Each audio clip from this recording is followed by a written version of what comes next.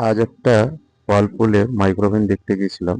আজ না, ঠিক অনেক মাস আগেই খুলে নিয়ে এসেছিলাম সার্কিট বোর্ডটা, কারণ সার্কিটটা ডাইরেক্ট হয়ে গিয়েছিল। লাইট ফ্যান অটোমেটিক চলছিল আর স্টার্ট হচ্ছিল না মেশিনটা।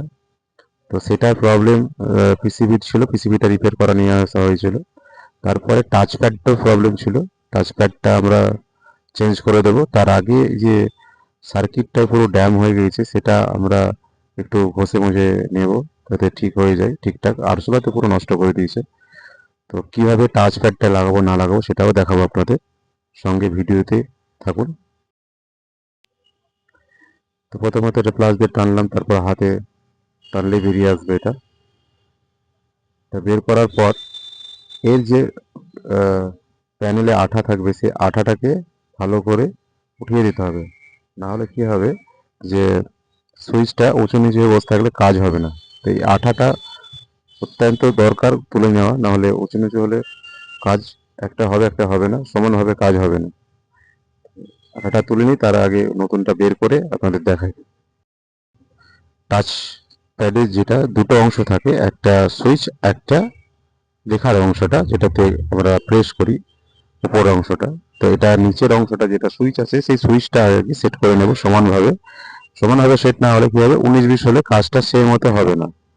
এক জায়গায় প্রেস করলে আরেক জায়গায় কাজ হয়ে যাবে, সেরকম ব্যাপার হয়ে যাবে। তো জন্য আগে সমান করে সেট করতে হবে, তারপরে ওপরের যে অংশটা আছে সেটা সেট করতে হবে।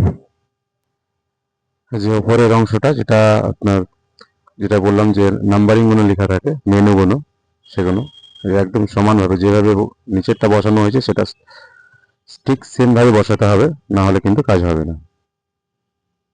খুব সুন্দর বসে গেছে একদম সমানভাবে, কোনো উঁচু নিচু নেই, একদম সমান। এরপরে পিসিবিটা সেট করে দিয়ে ওয়ারিং কানেকশন করে মেশিনটা চালাবো। কেমন চলছে না চলছে সেটা দেখা যাক, চলুন দেখিনি সেটা। তো এখানে আমাদের ওয়ারিং কমপ্লিট। এবার লাইনটা দিলাম, দেখুন মেশিন কিন্তু কাজ হচ্ছে, মেশিন ভালো কাজ করছে। এই যে নাম্বার কমছে, এবার স্টার্ট হয়েছে, লাইটটা ভেতরে জ্বলছে। তো এই সমস্ত ভিডিও দেখার জন্য আমার পেজটা ফলো করুন আর ইউটিউবে সাবস্ক্রাইব করুন। আর কারো যদি কোনো রকম কোনো সমস্যা থাকে, যেরকম AC, fridge, micro oven, washing machine, সেসবের জন্য আমাকে কন্ট্যাক্ট করতে পারেন, আমার কন্ট্যাক্ট নাম্বার দেওয়াই থাকবে। তো সবাই ভালো থাকুন, সুস্থ থাকুন, নেক্সট ভিডিওতে দেখা হবে আপনাদের। এখনকার মতো বাই।